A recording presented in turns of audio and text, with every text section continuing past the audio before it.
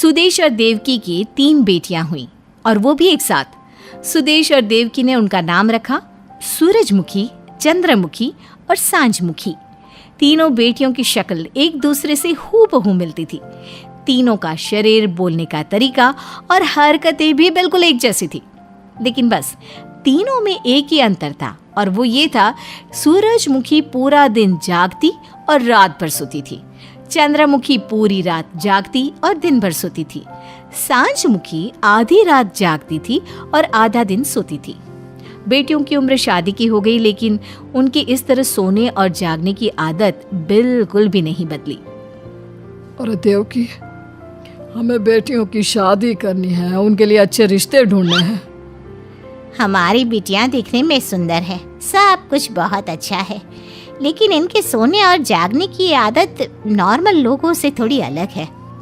वही सोच सोच कर मैं भी परेशान हूँ। क्या हमारी बेटियों को कभी अच्छे रिश्ते मिल पाएंगे? भगवान ने इस दुनिया में सबका कोई ना कोई जोड़ीदार बनाया है। देखना, हमारी बेटियों को भी अच्छे रिश्ते जरूर मिलेंगे। एक दिन सुदेश जब काम से वापस लौट रहा था तो उसके एक दोस्त ने उसे एक मजेदार खबर सुनाई।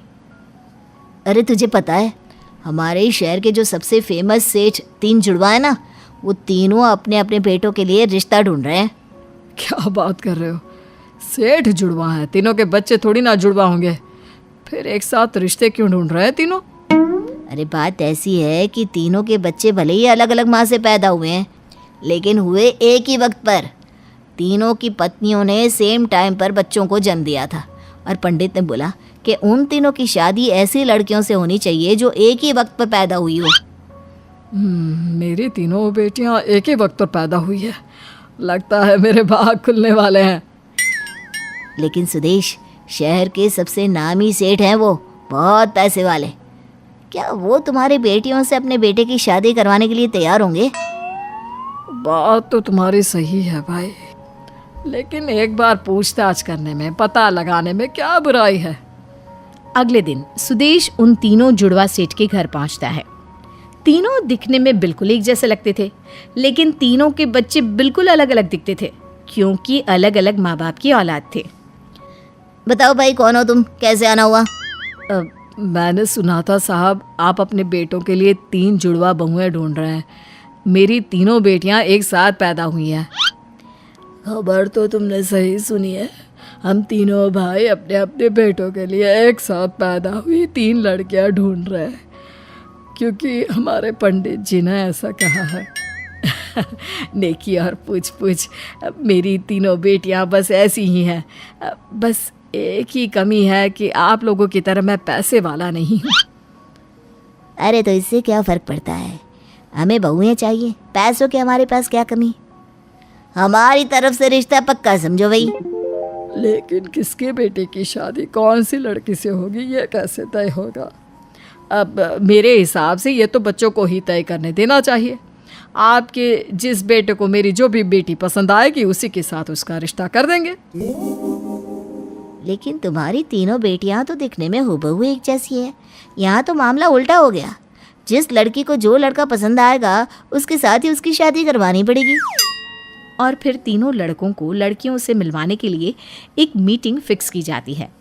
पहले सेठ के बेटे का नाम था प्रभात, दूसरे के बेटे का नाम था श्याम और तीसरे सेठ के बेटे का नाम था तामस।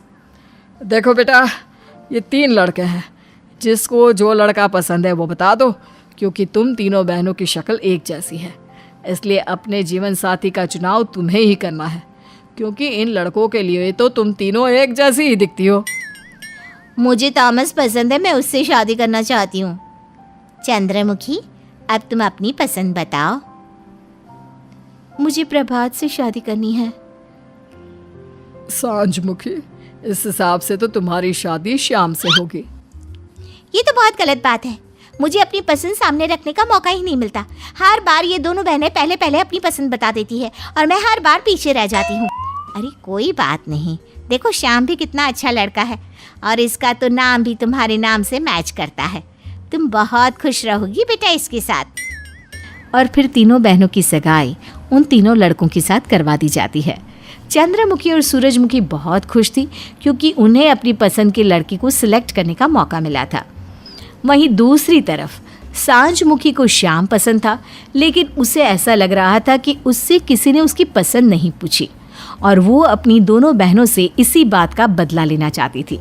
लेकिन उसे कोई मौका नहीं मिला और देखते ही देखते तीनों की शादी तीनों लड़कों के साथ हो गई। शादी के बाद पापा, ये कैसी लड़की ढूंढी है आपने? पूरा दिन सोती है और पूरी रात जागती है। मुझे तो रात में जागने की बिल्कुल आदत नहीं है। अपने नाम के हिसाब से मैं तो सूरज निकलते ही जाग जाता हूँ। पापा से क्या शिकायत कर रहे हो? मेरा तो नाम ही चंद्रमुखी है, यानी कि चांद को देखकर जगने वाली और सूरज को देखकर सोने वाली। अरे ये तुम क्या कह रही हो बेटा? और पिताजी, आप तीनों ने अपने जुड़वा होने के चक्कर में ये क्या लड़कियां ढूंढकर शादी करवाई है?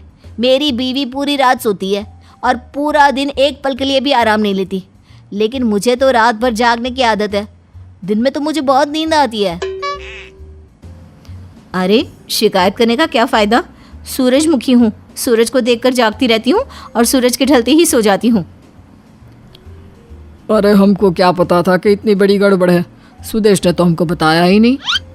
श्याम बेटा, क्या तुम्हें भी कोई शिकायत है? तुम भी अपने मन की बात कह दो। नहीं, मुझे तो बिल्कुल अपने मन के मुताबिक बीवी मिली है।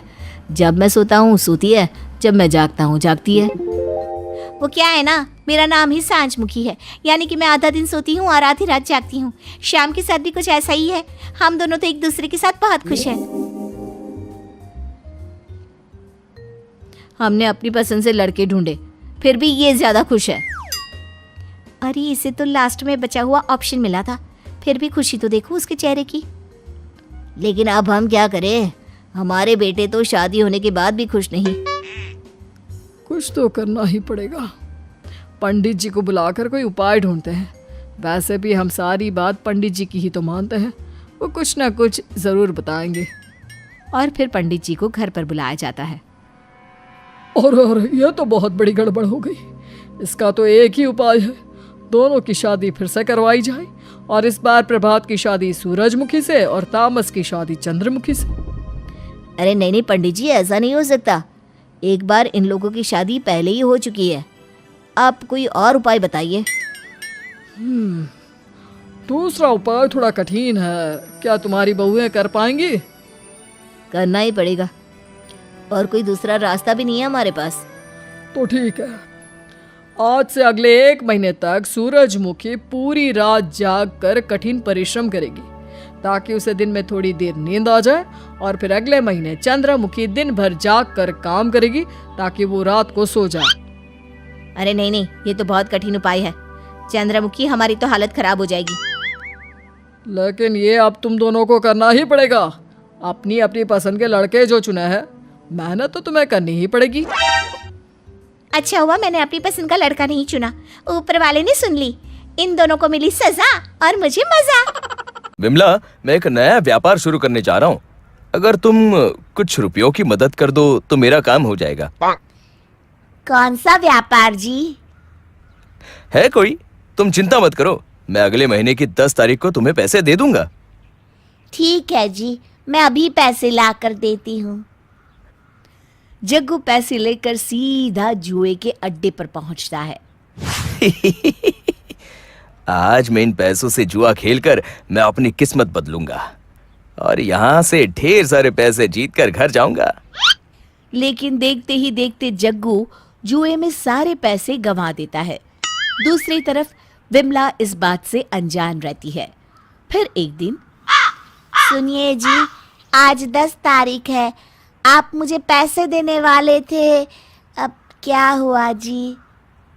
अब क्या बताऊं, मुझे व्यापार में ऐसा घाटा लगा कि मेरे पास एक दमड़ी तक नहीं बची। हे भगवान, अब क्या होगा? बनिए का उधार और इस घर का किराया सब मेरे मत्थे चढ़ा है जी, उनको क्या जवाब दूंगी?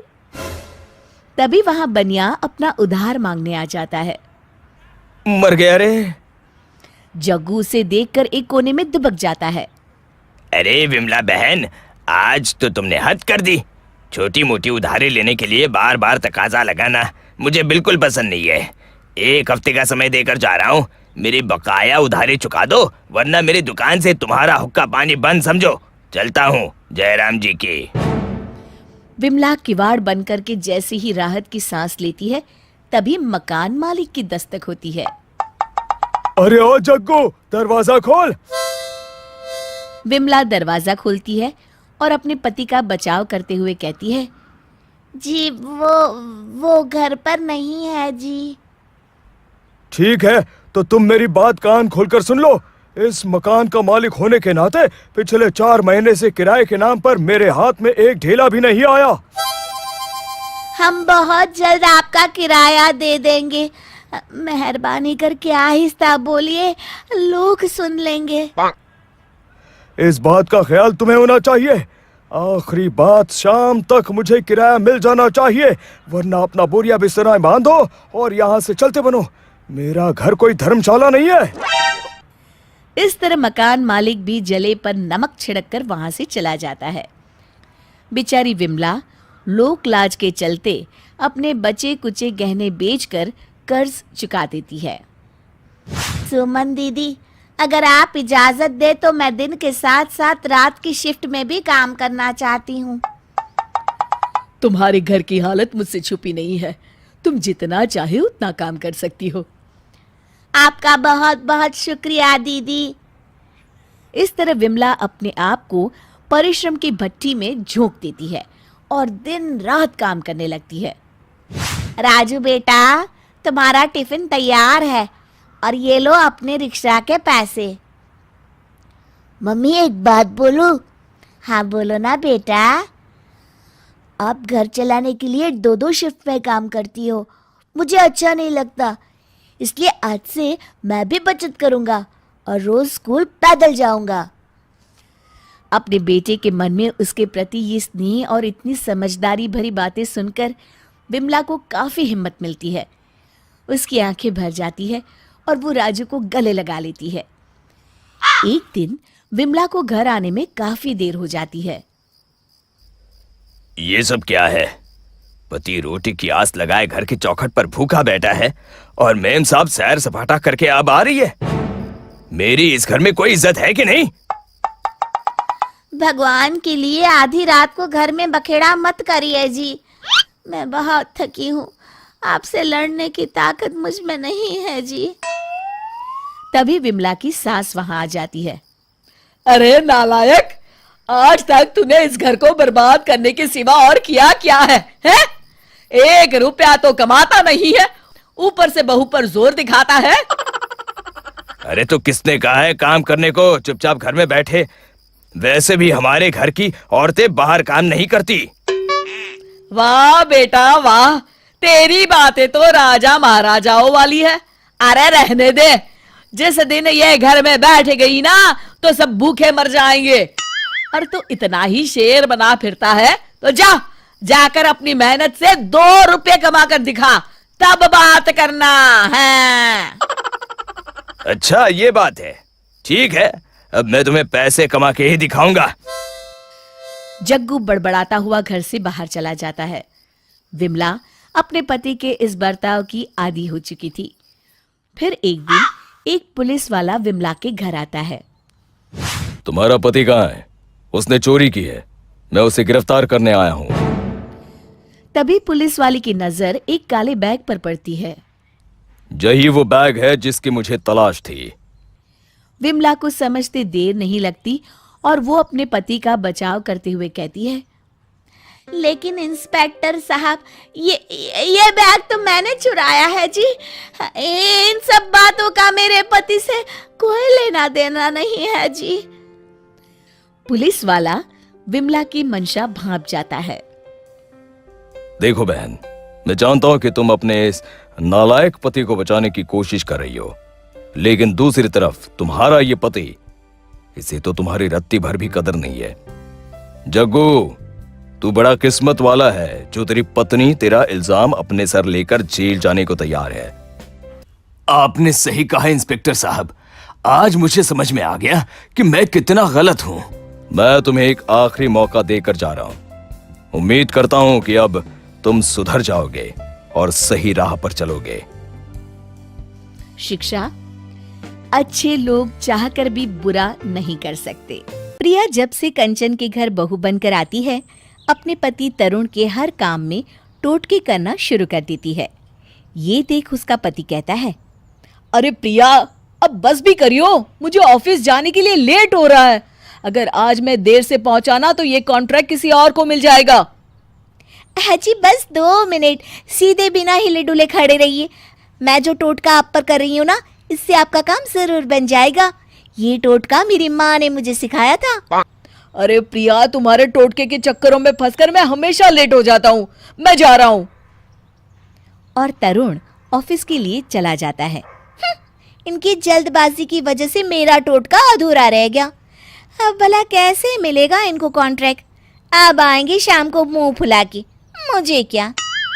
प्रिया की सास कंचन अपने बहू के इस टोटके वाली आदत और अंधविश्वास से बहुत परेशान थी। अरे बहू, मेरे सर में जोर का दर्द है, जरा अलमारी से दवाई तो निकाल दे जो डॉक्टर ने दी थी, और हाँ, 1 कप चाय भी बना देना।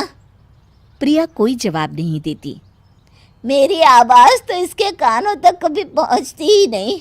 अब खुद ही मुझे अपनी दवाइयाँ लेनी होगी। कंचन अपनी दवाइयाँ हर जगह ढूंढने लगती है, लेकिन उसे दवाई कहीं नहीं मिलती।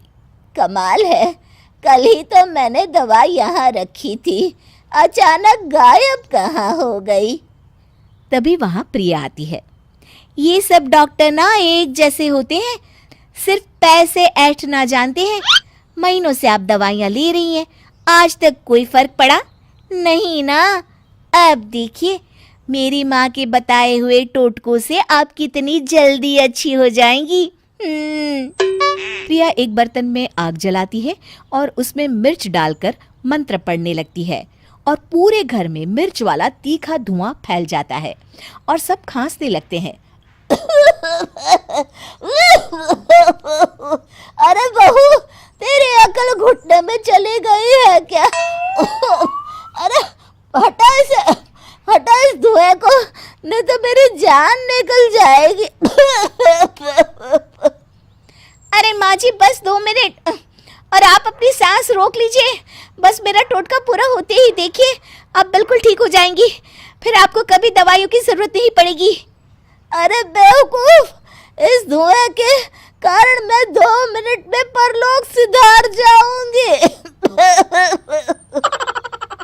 सास उस आग में पानी डाल देती है और अपनी बहू की इस बेवकूफी पर खूब फटकार लगाती है।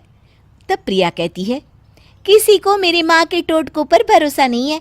देख लेना, एक दिन सब मेरी बात पर भरोसा कर लेंगे। शाम को तरुण घर आता है और तरुण की माँ प्रिया की हरकतों के बारे में बताती है। अरे बेटा, किस मनहूस घड़ी में ये नमूना तुझे मिली, न जाने किस जन्म का बदला ले रही है। अरे आज मिर्च के धुएं से ये मेरी जान लेने पर तुली थी। भगवान की दया से बाल बाल बची हूँ मैं। हाँ माँ, तुम ठीक कहती हो। इसकी इसी हरकत की वजह से आज मैं ऑफिस के लिए लेट हो गया और मेरे हाथ से एक बड़ा कॉन्ट्रैक्ट निकल गया। बॉस की डांट खानी पड़ी सो अलग। अब इसका तो कुछ इलाज करना ही पड़ेगा। कंचन और अरुण ने तय किया कि वो भी प्रिया की हर समस्या के समाधान के लिए टोटके का इस्तेमाल ही करेंगे। एक दिन बाजार में प्रिया की माँ का दिया कीमती हार चोरी हो जाता है। प्रिया रोते हुए घर आती है और सारी बात तरुण को बताती है।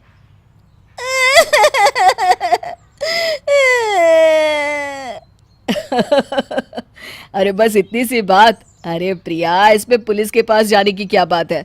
तू रोना बंद कर, मैं अभी तुम्हारा हार तुम्हें वापस दिलाता हूँ। वो कैसे? अरे प्रिया, मैं अभी टोटका पढ़ देता हूँ और तुम्हारा हार खुद ब खुद यहाँ चलकर आ जाएगा। तुम बिल्कुल फिक्र मत करो। अगले दिन अचानक प्रिया फिसलकर जमीन पर गिर जाती है। उसे काफी चोट लग जाती है। तभी वहां प्रिया की सास आती है और कहती है, अरे अरे बेटी, जमीन पर बैठी रह। देख, मैं अपने टोटके से तेरा दर्द ना चुटकी में दूर कर दूंगी। अब प्रिया की तरह उसकी सास भी प्रिया की हर परेशानी में टोटके पड़ने लगी थी और प्रिया का दर्द कम होने का नाम ही नहीं ले रहा था। तब प्रिया गुस्से से बोली, अरे ये आप लोग क्या कर रहे हैं? मुझे चोट लगी है, जोरों का दर्द हो रहा है। भला इसमें टोटका क्या करेगा? हाय, मैं मरी जा रही हूँ। कोई तो इस दर्द का मरहम लाओ, इन टोटकों से कुछ नहीं होने वाला। तब सभी लोग प्रिया की बात पर हंसने लगे। जब खुद पर गुजरी और कोई टोटका प्रिया का दर्द कम नहीं कर पाया, तब उसे ये बात समझ में आ गई कि ये टोटका और मंत्र की बातें जो उसकी माँ ने उसे बताई थी, वो सब अंधविश्वास था। और तब से प्रिया ने हमेशा के लिए टोटका करना बंद कर दिया। शांता मौसी के बेटे संतोष की नई शादी हुई थी 1 हफ्ते पहले ही। संतोष और प्रतिभा की शादी लव मैरिज थी। शादी से पहले शांता मौसी कभी भी प्रतिभा से मिली नहीं थी, और जब उन्हें पता चलता है कि प्रतिभा साउथ इंडिया की है, तो उन्हें काफ़ी चिंता होती है कि एक साउथ इंडियन लड़की उनकी फैमिली में कैसे एडजस्ट होगी। ऐसे में ही एक दिन प्रतिभा जिद करती है कि रात का खाना वही बनाएगी। अयो अम्मा, आज का खाना मैं बनाती जी। आपको एक बहुत ही बढ़िया साउथ इंडियन डिश खिलाती अम्मा। अरे बेटा, वो तो ठीक है, पर घर में इतना नारियल तेल नहीं है। अम्मा, नारियल तेल नहीं चाहिए। क्या कहा? अरे पर साउथ इंडियन खाने में तो सिर्फ नारियल तेल ही डालते हैं ना। अयो अम्मा, बहुत सारे तरह के साउथ इंडियन डिशेस होते हैं जी। मैं जानती हूँ, रवा डोसा, प्लेन डोसा, मसाला डोसा। नहीं नहीं, हाँ, वो वड़ा और इडली सांबार भी है। हम तो ये सब घर पर खाते भी नहीं अम्मा। क्या? अरे मुझे तो लगा कि सभी मद्रासी यही खाते हैं। मैं मद्रासी नहीं अम्मा, मैं केरला से हूँ, केरला। करेला से? अरे काफी कड़वी जगह लगती है। तो तुम वहाँ मद्रासी नहीं बोलते क्या? अरे नहीं ना अम्मा, हम मलयालम बोलती जी। मुलायम बोलते हो? अच्छा ठीक है, कम से कम भाषा तो मुलायम है। अयो अम्मा, आप ना मेरे हाथ का खाना एक प्रकार कर देखिए। अरे बेटा, हमें बख्श दो, ये कभी करेला कभी मुलायम, अरे पता नहीं क्या चल रहा है इधर। इस डिस्कशन पर प्रतिभा काफ़ी परेशान हो गई थी, और उधर शांता मौसी अपनी साउथ इंडिया की सारी जानकारी 1990 की बॉलीवुड फिल्म से लेकर बैठी थी। संतोष के सुबह सुबह काम पर निकल जाने के बाद पूरे दिन प्रतिभा और शांता मौसी साउथ इंडिया और नॉर्थ इंडिया पर लड़ते रहते। कुछ 1 ही महीना हुआ था अभी शादी को, और प्रतिभा इतनी परेशान हो चुकी थी कि उसने ये ठान लिया कि काम से जैसे ही संतोष लौटेगा, वो उससे इस बारे में बात करेगी। अयो संतोष, तुम सुन रहे हो ना मेरी बात? हाँ भैया, मम्मी कितनी क्यूट है यार। अरे बाढ़ में गया तुम्हारा क्यूट। क्या तुम माँ जी से बात करोगे कि नहीं करोगे? अरे लेकिन क्या बात करूं? उन्हें अभी बच्चों की तरह सब शुरू से तो नहीं सिखा सकता ना मैं। थोड़ा एडजस्ट कर लो प्रतिभा। वैसे भी मम्मी जी तुमसे बड़ी है, थोड़ा कुछ सुना दे तो इतना बुरा नहीं मानना चाहिए। संतोष, तुम कोई काम का नहीं जी। अरे जिस दिन मैं पागल हो जाएगा ना, उस दिन तुम एडजस्ट कर लेना। जब संतोष के पास से भी कोई मदद नहीं मिली, प्रतिभा को लगने लगा था कि अब तो कोई चारा नहीं है। पर आखिर वो माँ जी को समझाए तो समझाए कैसे? संतोष ने ये तो गलत नहीं कहा था कि उन्हें सिखाना आसान नहीं होगा। संतोष फिर भी शांता मौसी से बात करता है, और शांता मौसी को बुरा लगता है कि उनकी बहू को इतनी परेशानी हो रही है, और इसीलिए वो अपनी बहू के लिए एक तोहफा लेकर आती हैं। अरे ये ले बेटा, तेरे लिए एक गिफ्ट लेकर आई हूँ मैं। अयो माँ जी, इसका क्या जरूरत था? इसमें वैसे है क्या? अरे रजनीकांत जी की फोटो है, तुम लोग उनकी पूजा करते हो ना। हमारे मंदिर में उनकी कोई फोटो नहीं है, तो मैंने सोचा इसे मंदिर में रख दूंगी तो शायद तुम्हें थोड़ा अपना सा लगे। ये सुनकर प्रतिभा का मुंह किसी रेलवे टनल की तरह खुल गया था और पीछे संतोष हंस रहा था। प्रतिभा को समझ में आ गया था कि अगर कुछ करना है तो खुद ही को करना पड़ेगा। इसी बात पर प्रतिभा को एक आइडिया आता है। अगले दिन जब शांता मौसी उठती हैं तो देखती है कि पूरे घर में सचिन की फोटो लगी हुई है। अरे ये किसने किया? मैंने किया माँ जी। आप महाराष्ट्रियंस भी सचिन तेंदुलकर की पूजा करते हैं ना जी, इसीलिए आज सुबह सुबह ही मैं मार्केट जाकर ये सब लेकर आई। चलिए खाना खा लीजिए। अरे बेटा मैं बना लेती। अरे आप टेंशन मत लीजिए ना अम्मा, पूरा मराठी डिश बनाया है। ये लीजिए वड़ा पाव, दोपहर के लिए मिसल पाव और रात को भाजी पाव। आज तो सब मराठी खाना ही मैं बनाया जी। अरे बेटा ये तो ठीक है, पर इनको छोड़कर भी तो मराठी डिशेस होती है ना। अयो माँ जी, नहीं ना, मैंने तो टीवी में देखा है। वैसे छत पर मैंने पापड़ सुखने को डाला है, उनको हटाइएगा मत। आखिर हम मराठी फैमिली है जी, सबको पता चलना चाहिए ना कि पापड़ सूख रहे हैं। और अचार बनाने के लिए भी सामान लेकर आया जी मैं। अरे बेटा पर मराठी और पापड़ अचार का क्या संबंध?